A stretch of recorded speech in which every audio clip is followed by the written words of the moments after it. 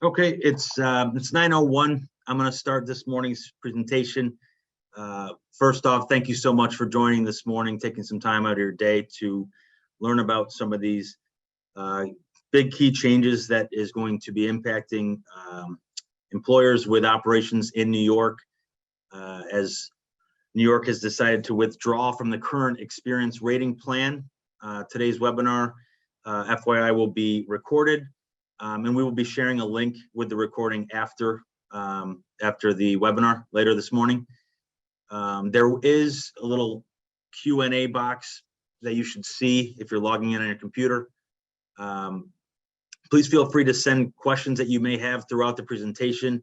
If I can address those questions at that time, I'll definitely kind of stop and kind of make sure I address those. There is a section at the end of today's presentation where we can answer any questions that are there.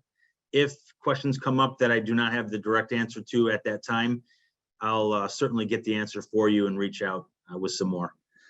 So with that, we're going to begin today's presentation. For those who don't know me, my name is Brian Allen. I'm a commercial insurance consultant here at Walsh Duffield Insurance Companies. I've been in the industry for 7 years.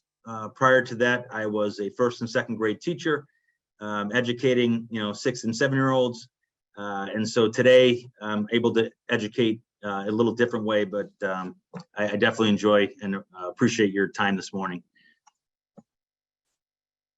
So today's presentation, I'll be providing an overview of kind of the old rating plan. I'll speak directly about the experience modification number, what that truly means, how it impacts you, the employer. We'll look at the mod number a few different ways. I'll share an example of the experience modification rating worksheet, how it breaks down some key terms. I'll introduce, obviously, the new rating plan that every single employer with operations and payroll in New York will be rated separately as of 10/1/22 moving forward. We'll definitely highlight the key differences between those plans. I'll share an example of what the new experience modification worksheet looks like. And then, of course, finish up with potential questions that you have. So when we think of the experience modification number, what does it mean? So often you'll hear some people call it the experience modification rate, the EMR, the mod number, the mod factor, the mod rating, the mod. All of that is basically the same. And what the experience modification number is basically it's a safety score of an employer. And it has an impactful line item on the workers' compensation premium breakdown. So if you look at your premium, there's a line item that is either going to give you credit because you're better performing. It's going to give you a debit charge because you've had more losses than what was expected. It's truly a representation of the employer's claim history, looking at actual claims compared to the expected claims of similar sized companies in the same industry as you. And to start off, every company starts off with a 1.00, which is kind of the average. If you have an experience modification now and you've been in business for a while and it's at a 1.00, what that means is you're basically, in the insurance company's eyes, you're no more or less risky than others. You're expected to have some losses. You kind of had that many losses, all is good. Employers with the better than average loss experience. So if you're under a 1.00, you're better performing. So you were expected to have some losses. You actually had less than what was expected. You receive a credit. And on the flip side, the employers with worse than average loss experience, they receive a debit because any point over a 1.00, that's the penalty for having the experience that you have. The experience modification number is something that is, set by the work comp board. However, it really helps us understand where a company is, and more importantly, where they're going.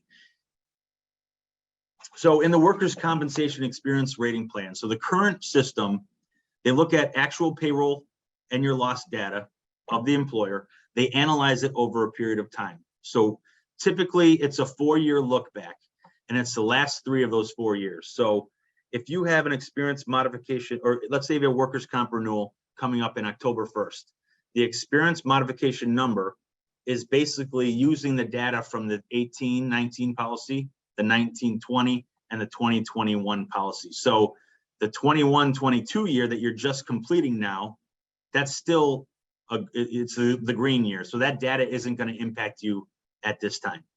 So by using the employer's own payroll and loss data, the insurance premiums are going to be more appropriate for the coverage being provided to that employer. The experience modification number is basically a method to tailor the cost directly to the characteristics of you, the employer. And as you do know, every year the experience rating number, that your experience mod, it does change and adjust due to the loss experience in the past. So how does it truly impact the employer? So workers' comp, as you know, it's a mandatory fixed commodity. So every employer has to have it in place. Every employer has to would receive the exact same benefits for their employees. So whether you're paying $2,000 in workers' comp premium, $200,000, everyone receives the exact same benefits. And on the right side here, you'll see there's two parts to workers' compensation. The first part is the employee benefits. So employees receive a death benefit, medical benefit, so there's no copays or deductibles when you have a claim. There's an indemnity benefit. So what that is it's a disability policy, a benefit that basically pays a percentage of the weekly wage while you're receiving treatment. Typically that's up to a maximum of 2/3 their average weekly wage. And then lastly, there's an impairment benefit. And what that impairment benefit does is if the treating physician cannot bring you back to 100% pre-accident state, the impairment benefit would provide a lump sum check to that employee to offset the percentage of disability moving forward. And then part two of workers' compensation is the employer's liability. And this protects you, the employer, should you be deemed willfully negligent in a job-related accident. So if something happens, if you're in the construction industry, you know, let's say that there's an issue with the ladder of a rung of a ladder, yet you still have your crew out there, and someone goes up, the ladder, malfunctions, guy gets hurt, he sues you because you knew about this. The employer's liability section is going to give you the protection, because on your general liability policy, employer's liability is always excluded. So that's where the workers' comp policy comes in. So employers who have the exact same payroll and exposures, so with the experience modification, and this chart kind of shows you, the experience modification exposures, experience modification could basically say for this one employer here with 100,000 premium, if he has a mod of 0.75, once that 25% comes off, he's basically paying 75,000 versus someone with an average 1.0 is paying 100,000. Someone with a higher debit mod of 1.25 is getting, basically 125,000. So it really impacts, the cost of business, and really for certain industries, let's say you're bidding public work, there's certain jobs that you can't even take on if your mod exceeds the acceptable level. So really you got to monitor it and stay on top of it. This page right here is gives you a little, and I'm going to be kind of blowing up certain sections of this so you can see it a little bit clearly, but that's just kind of a quick picture of what an experience modification worksheet could look like. And what this experience modification worksheet is, it's basically a roadmap to your workers' compensation program. It tells us where you've been, it tells us where you are right now, but most importantly, it helps tell us exactly where you're going in terms of where that modification is going to move, whether that's going to have more claims go in and elevated, or a year is going to fall off, because if you remember, it's the last 3 of those 4-year look back. So every year that you're renewing, the last year of that 4-year look back is kind of dropping off.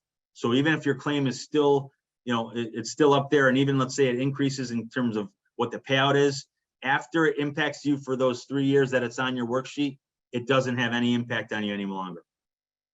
And what this document is, it's a summary of your losses and your payrolls. And so what happens is 6 months prior to your renewal, the insurance company has to complete, it's called a unit statistical report.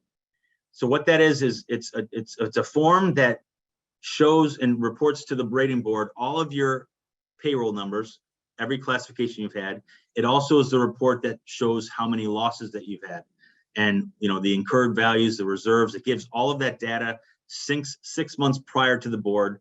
What the board does is when they get it, they'll run a calculation, basically hit a button, and it will promulgate or create an experience modification number for you moving forward. Now, 6 months prior to the renewal, this is sent over. So it's important to realize that because payroll numbers are involved here, sometimes I'm talking to clients, prospective clients, and a workers' comp audit comes up, right? You just finished up the policy year, they have to do a workers' comp audit, right? Sometimes people want to kick the can down the road. They want to do the audit a little bit later. And what happens is, if the audit is not done, if the audit is not conducted, and let's say there's additional premium, if it's not billed to you and you haven't paid it and caught up, potentially the data that the insurance company is going to be sending into the board may not have the actual audited payroll. It might use just the estimated payroll. So it's really important to make sure that 6 months prior, you have completed your audit, you've been billed for it, if you owe any additional money, and also you've completed that. So what I did was I kind of magnified one specific year of data just to show you how this works. Because here's the year of data. You can see it's 2017-18 policy year, right? On the right side is going to be the actual payroll information from this employer. So the specific employer has class code 5606, which is the project manager, construction supervisor class code. They have the 8809, which is the executive officer code. And they have the 8810, 8810, which is the clerical office employees. So how it works is this, they have to come up with expected losses in that 3-year window, right? So there's something called an expected loss rate. And what that is for this specific prospective client, in the 5606 code, they had $3.7 million of payroll. To find how many expected losses, they take the payroll divided by 100, and they multiply it by the expected loss rate to get how many expected losses you're supposed to have for that specific classification code.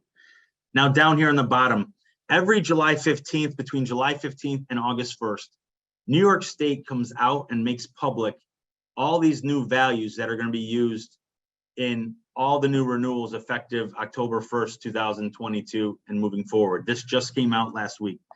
So for the sake of this conversation, the presentation today, I highlighted just to show you what it looks like. And you can see for class code 5606, the expected loss rate is a known number of 1.71. The D ratio, so what the D ratio is basically, it cuts a loss into 2 parts, a frequency, a primary loss, and an excess loss. And really, the primary losses that you have for the current model are extremely punitive and hurtful. And I'll show you what that means, how it impacts it in a minute. The expected losses, what happens is there's a value called a weight value, I'll show, that basically mitigates and shrinks down that. So if you have a rather large loss, you're not going to get penalized as much as you would to have smaller losses. So as an example, if you have 3 claims of $10,000. So first off, the split point, something's called a split point. There's a number called a split point. New York State says for every single employer right now has $18,000, which is a split point, which basically means the first $18,000 of every single claim is really going to hurt you moving forward. Now that split point number has increased quite a bit drastically throughout the years. At one point, maybe $5,000. You know, a few years ago it was 16,000, then 16,500, then 17. Now it's 18,000.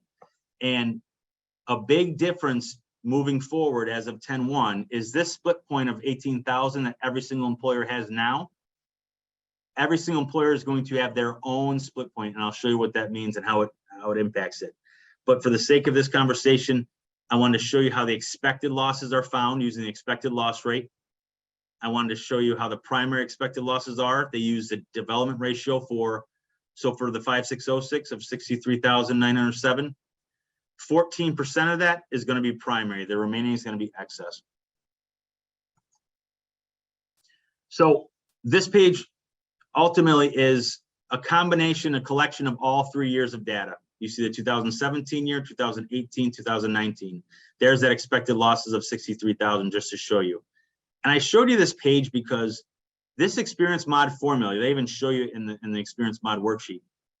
You know, it's crazy figurations and calculations that it's hard to really make sense to, when I'm talking to clients or prospective clients, it's hard to really make sense about what this is and what it all means. But just know that it's going to get easier to understand. But once again, using the primary of 18,000, all this excess claims is still impacting you as of today, the current model. A good change, a positive change that's going to be impacting you as of 10/1 is the excess portion. Anything over the split point, so right now it's 18,000, so anything more than that isn't going to hurt you any longer, which is interesting to think about, but it's the change that's going to be implementing in 10/1. But here's an example of that one loss that they had. I'll move back. This employer had a $56,000 loss. It was a closed loss. It's been fully closed out. It was a 9 injury claim, which means it's a permanent partial. This specific claim had a rotator cuff injury. So going back to this claim, the 18,000 is primary, which gives you a balance of 38,281. Remember, I told you that the excess values is all mitigated now.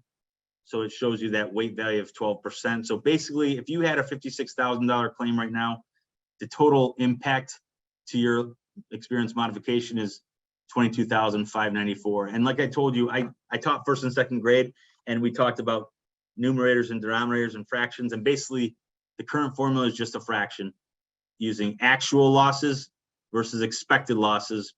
And so you can see the numerator 334,642 basically divided by the denominator gives you your experience mod. I'm getting into the weeds a little bit, but my hope is that during today's presentation, you can take a few key things, away from this moving forward. So once again, how does it impact the employer? So this is an example of 2 employers with the same class code of 5606 using $200,000 of payroll. So I told you every July 15th to August 1st, there is the state comes out with new rate information, right? So every single insurance company has to, every single company who's approved to do business in New York has to send over their loss cost multiplier. So what that is on the right side is basically, it's a multiplier that the carrier uses from what the state base rate comes out to kind of show you the overall, the final $100 of payroll rate that you see on your policy. So the state came out the current year at 3.34. So the starting base for every single insurance company who wanted to, quote or write this business had to use 3.34 as a starting point. Now, when you have a lower mod of 0.80, the whole purpose is to be rewarded for it. Now, obviously, you're going to get credit for it, but also a lot of insureds and prospective clients who I talk to, they don't realize that insurance companies actually have different pricing tiers. And you can see, here's an example of Hartford's pricing tiers. They have 7 different writing companies, and each one has a different multiplier to the base rate.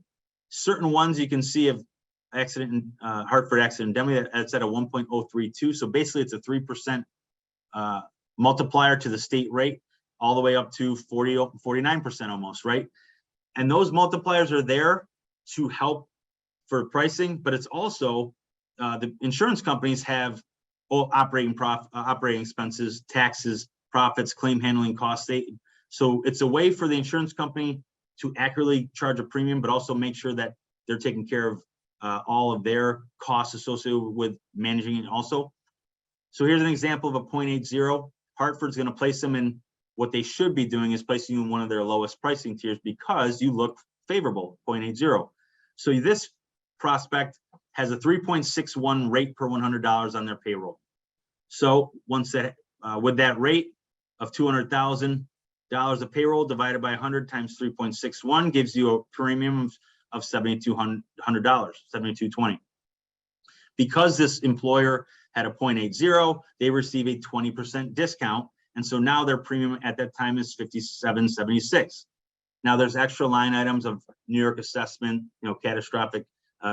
catastrophe claims, there's terrorism. But for the sake of comparing it, on the right side, we have an employer with a 1.2 experience modification. So they've had more claims than what they were supposed to. Of course, you have to start with the 3.34, the base rate. Hartford looked at 1.20 and said, wow, looking at the history of this employer, it looks like we're going to be having some claims. So we have to put them or place them in a higher pricing tier for various reasons.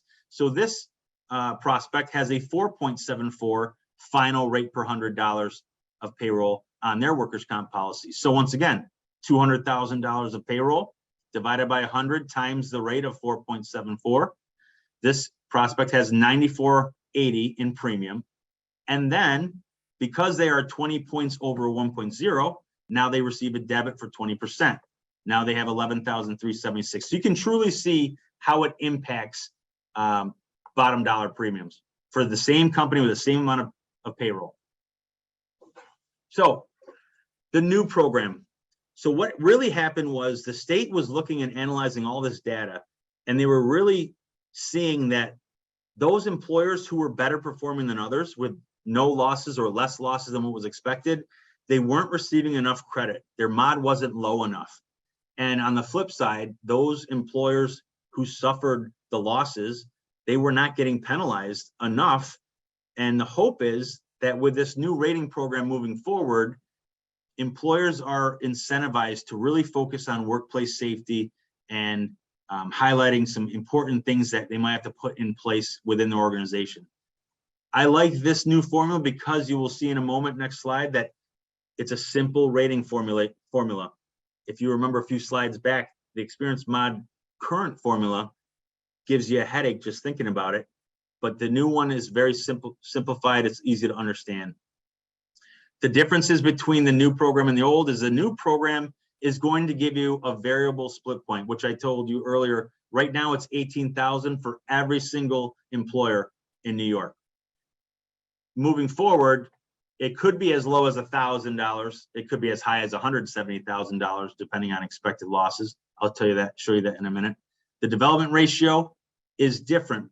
If you remember before, it was a known number that the state came out with that every single classification had to use. There's a unique claim capping approach. I like this for a few different reasons that I'll highlight, but there's a claim capping approach I'll show you. There's an elimination of merit rated plans. So for smaller size companies with less payroll and premium for your workers' comp, typically there's a merit rated discount that they were giving prior. It's now eliminated. That's gone. Every single company now is going to be using this new formula. We're withdrawing from the current national compensation insurance, the rating system. We're withdrawing from there. This is something for notification of ownership changes. Before, we used to have the insurance company send them to them. Now there's a way to do it online. And then more importantly, because a lot of clients and prospective clients were asking me, hey, if this is a huge jump because of these changes, is there any type of like cap that they could, hit us with? And I said, yes, there's a transitional factor for the first year, and I'll explain what that is just in a few slides here. So here is the simplified formula. And ultimately what it is, it's actual primary losses. So it's those first losses that you have up to the split point. Once again, your actual excess, anything over the split point doesn't impact you any longer. It's the actual primary losses plus the expected excess losses. So we'll still have to find that value all over expected losses. So I like this because I can tell a prospective client or a current client, I can tell them how low their mod can go. And when you look at and having an idea of how low can your experience modification go, that should help drive some motivation to really work hard internally, to really put plans in place to make sure that we have 3 good years of no losses or low losses to keep it as low as possible. So I talked about the variable split point. So what's going to happen is the split point number now is going to be it's going to be given to you based on how many expected losses you're supposed to have in that 3-year window. So we still have to find the expected losses. So it's still going to do the payroll divided by 100 times the expected loss rate for each classification for each year, and then for the 3 years of data. So it's going to give you a final number of expected losses. And so let's say you have a client who has $85,000 of losses. Well, Here's a range of 84,000 to 88,000. That client would have a split point of 19,500. Let's say they were a smaller size company and they weren't expected to have many losses at all. They had, let's say, $2,500 in expected losses over 3 years. Their split point would be 1,500. So basically every loss up to 1,500 would impact them on their numerator, the actual primary number. So the D ratio, this development ratio, remember what that does is it takes the expected losses and it cuts them into the expected primary and expected excess. And we need to know that expected excess number. So the D ratio is a really important number as well. Before the current system, that number was a given, regardless of your size company. That number was a known number. Now we have to find the expected losses to understand our split point. And then depending on our split point, it'll tell us what section, it'll basically help us understand what's primary and what's the excess. That's a big change. So since we know that the mod formula here is actual primary plus expected excess, we have to find this expected excess losses. So once again, here's an example of two clients, both with the exact same payroll, or excuse me, the same classification code, the same expected losses. Now one is 120,000 in payroll, divided by 100 times the expected losses gives us $2,724 in expected losses.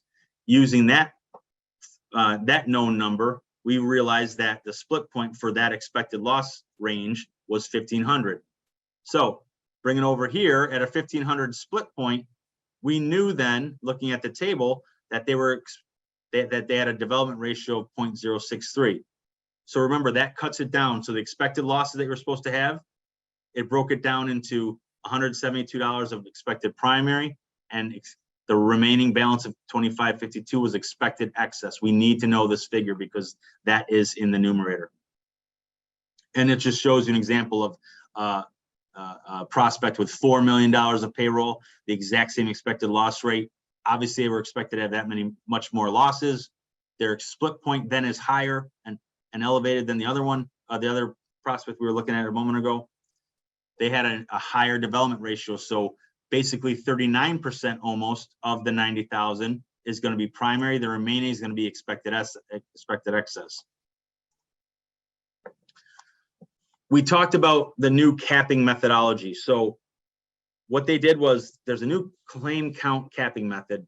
So what it's supposed to do is it's supposed to prevent the smaller employers who might have a few random accidents from really getting penalized too high with certain claims.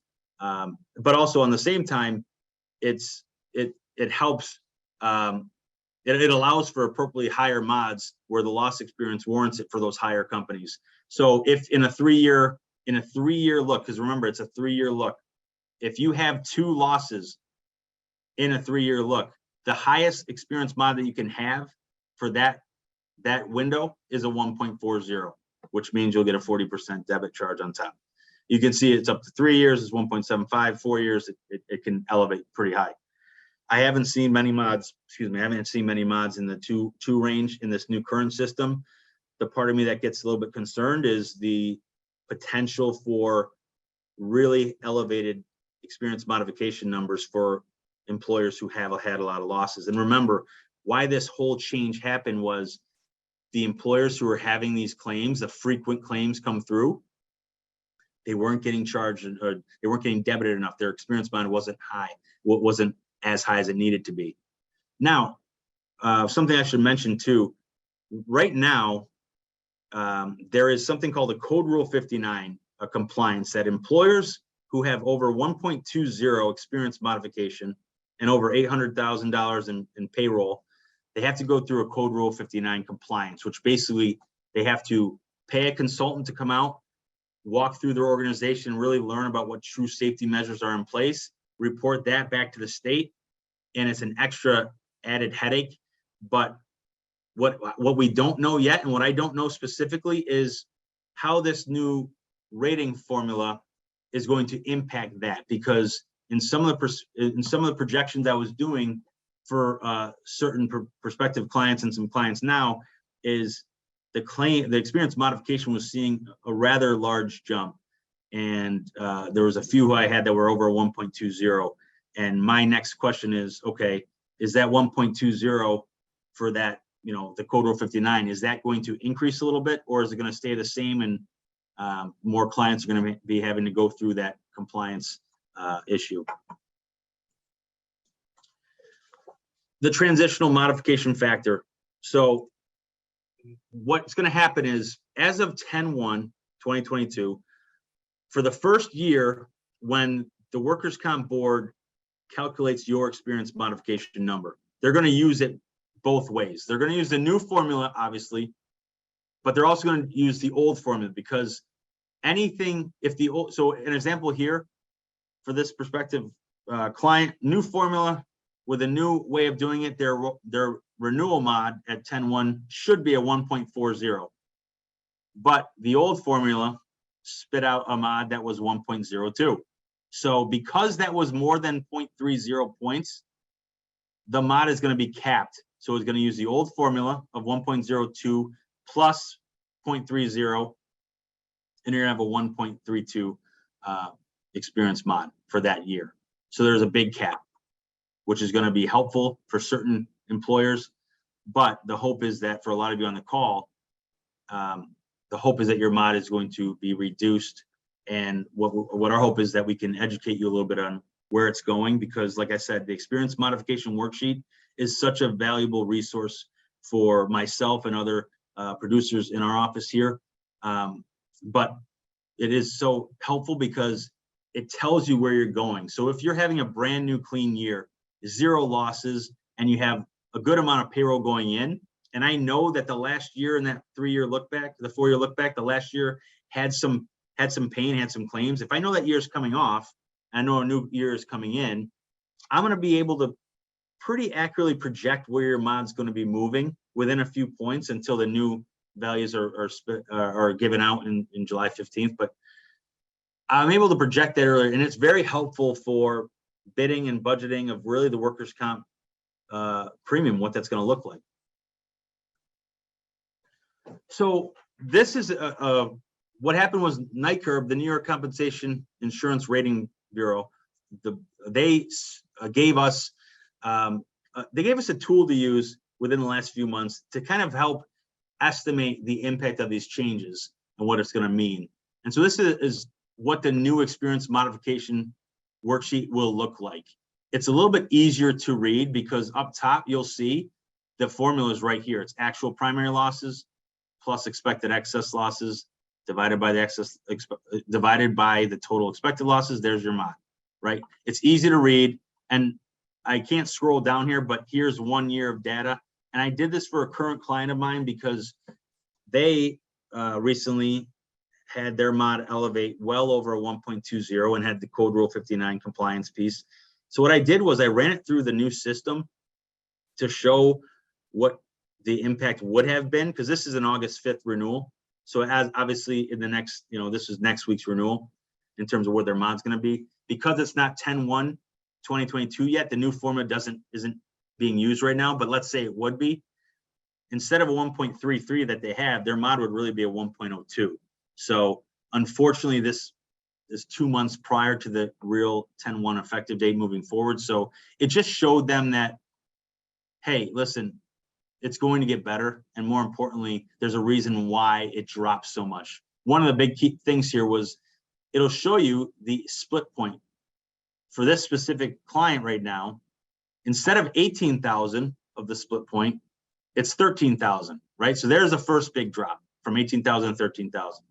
Now on this one big year, this is where they really got hit. They had a claim, a rather large claim, and you can see here of $730,000, 730, 600,000. Yeah, 730,000, a really big claim. And what happened prior is the first 18,000 impacted them. The remaining balance was mitigated down, but it still had a big number that was really hurting them. In this new formula, a claim that's $730,000 is only impacted them $13,000 of actual primary losses. And you can see, you can't scroll down here and show you the other 2 years, but they had 2 clean years. underneath. So for the whole year, or the whole 3-year look back, they only had $13,000 of primary losses. This is important because you have to look at it, you have to understand it a little bit. You don't have to know it in depth, but you have to realize that this experience modification number, and I'll scroll back to this important part right here. Everyone has to, all the insurance companies have to start with the same base rate. But the final number per $100 of payroll on your workers' comp policy, it's these pricing tiers of the insurance companies. This is an example of Hartford's. All the standard insurance companies have a few different pricing tiers that they can put you in. So with the experience mod that's lower, it's really important to make sure that the carriers are rewarding you for that and providing you lower rates per $100 of payroll. As I look at it, and something that you may or may not know is this data is all made public in terms of the experience modification number. So I know when I'm talking with prospective clients, the first thing I do is I go to the state website. I look at when they renew. I look at their experience modification number. I see, okay, they have a lower experience mod number. And then what I do is I look at, because it tells you on the state website, the writing company of the carrier. So I know that if someone has a 0.80 experience modification and Hartford puts them in the Hartford Underwriters Insurance getting charged 42% on top, I can pretty accurately tell you that you're probably getting charged a little too much on the workers' comp because your rate is elevated. And that's where we really have some good conversations with our insureds and prospective clients about where we are. And there's some carriers who I've become really close with, and underwriters, and I've definitely highlighted with them that, hey, when we have experience modifications that are lower than 1.0, I really need you to step up and give us and be rewarded, because truly you should be rewarded for that. So you have a lower rate per $100 of payroll. On top of that, you're going to receive your credit. So it's a win-win, but it's something we definitely have to manage and monitor. So I know I spit a bunch of things out. I hope I didn't cause you a migraine or a headache at 9:40 this morning. I apologize if I do. I don't see any questions in the Q&A section. If you do have any questions, what I'll do is you'll have my contact information. I know you have other executives that you work with here at Walsh Duffield. You can actually see in the chat box. Thank you, Lindsay, for putting that on there. My email address is ballen@walshduffield.com. Feel free to send any questions that you may have.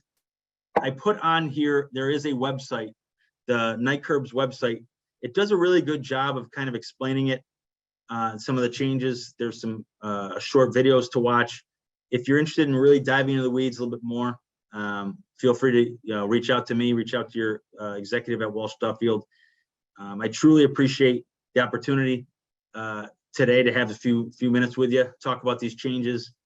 Have a great rest of the day, and be safe and well. Have a good one.